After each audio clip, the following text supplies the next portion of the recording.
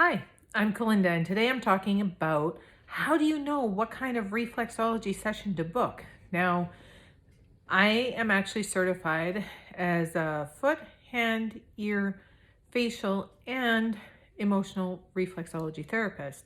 So I'm going to go through the difference between all of those sessions and what one would work best for you under what circumstances. So stick with me. Okay, so foot reflexology, if you look at it, the foot is the biggest area.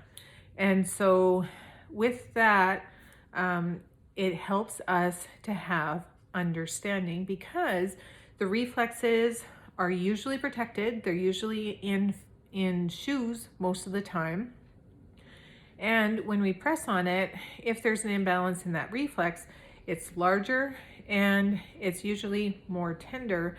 So we can work with the imbalances a little bit easier in the foot. Now, if you don't like your feet worked on, or if you have an injury to your foot, and let's say you have plantar fasciitis, well, just because your foot is the thing experiencing the symptom doesn't mean that we can't work the foot from either the hand, the ears, or the face. So that is a really hard concept for lots of people to wrap their head around because with plantar fasciitis or any other foot condition, most people have been trained to work right on the spot that hurts. With reflexology, we're able to get those spots from different areas of the body in the case that the foot is too sensitive, you don't like the foot being touched, or whatever the case may be.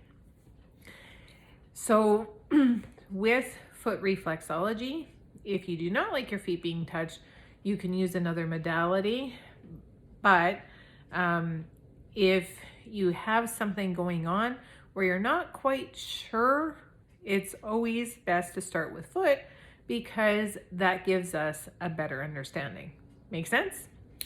If I've missed anything in there, just post it in the comments below and I'll be happy to answer any questions that you have about that. Now, hand reflexology, a lot of people that have hand conditions like carpal tunnel, or if they got arthritis in their joints, that's when they usually book a hand treatment. But again, the condition, it can be treated from foot, face, ear, or hand. That's not the deciding factor for your sessions, but if you close your fist is actually in the same shape as your heart. So with hand reflexology, the fingers are a lot longer and the fingers are the area that support the brain. So for whatever reason, hand reflexology seems to help relax clients and take them out of the fight and flight sympathetic stage and put them into rest and repair a little bit sooner. It can be because the hand is closer to the heart and the head reflexes. Maybe that's it. It's not really clear on why it happens, but it seems to relax people a lot faster.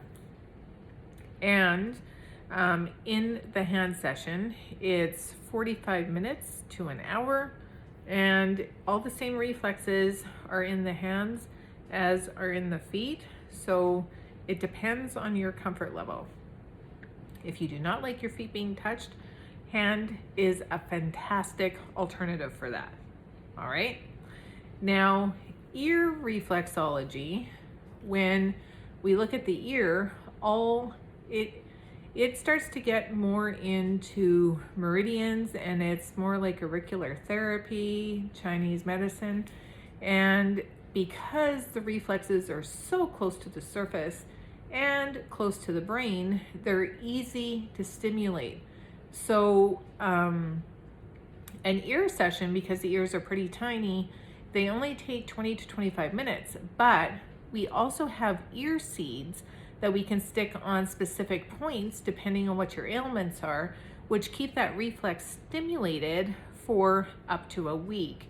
Now, the seeds are actually on a surgical tape, so they don't come off, and they stick whether you are in water or not in water. So that's a fantastic treatment for anyone that is in a hurry, that is wanting something that will last for up to a week.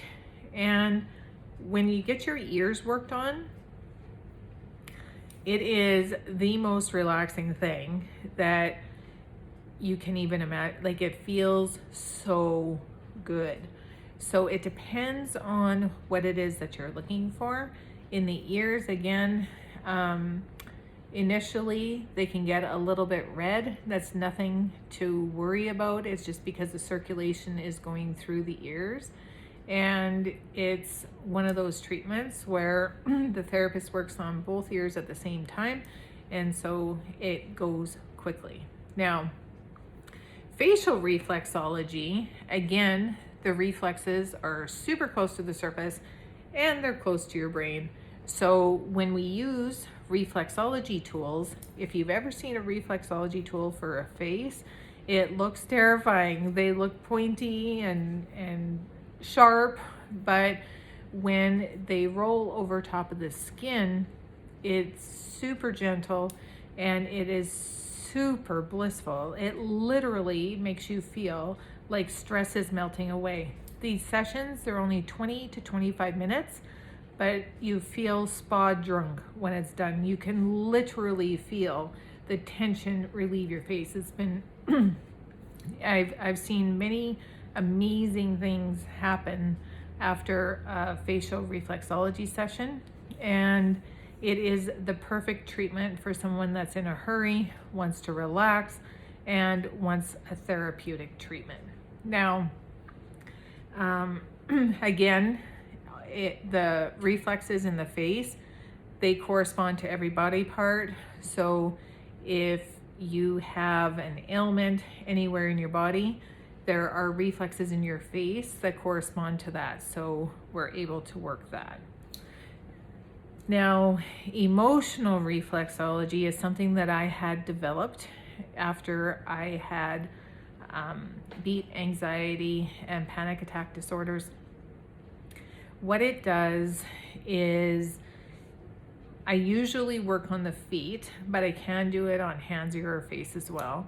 And I stimulate the reflexes. When I come across a tender reflex, it depends on how long the tenderness lasts. So if it lasts over 15 seconds, then what happens is I go in and I detect an emotion tied to an old memory and release it. As soon as the emotion tied to that memory has been released, the tenderness in that reflex disappears. It is not uncommon for people to look at me like I'm from Mars and be bewildered at how it is possible.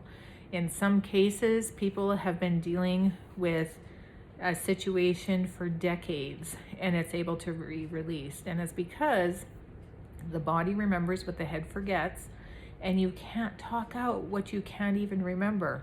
Most people forget what happens in a week. 70% of what happens in your week is gone in that week. And when you stretch it out over time, there's a lot of things to forget as we're living life, because we hold on to the things that we want to remember and we try to bury the things that we want to forget.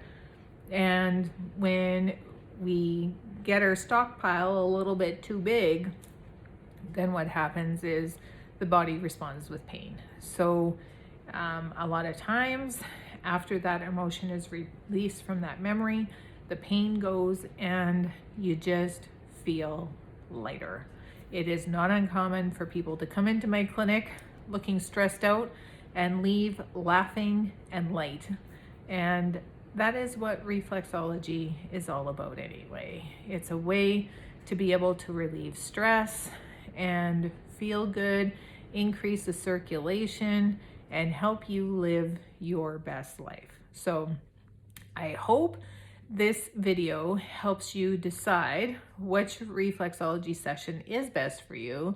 And it doesn't mean if you have one today, another one isn't for you another time. Again, reflexology sessions should be scheduled at least 48 hours apart if you're dealing with something acute.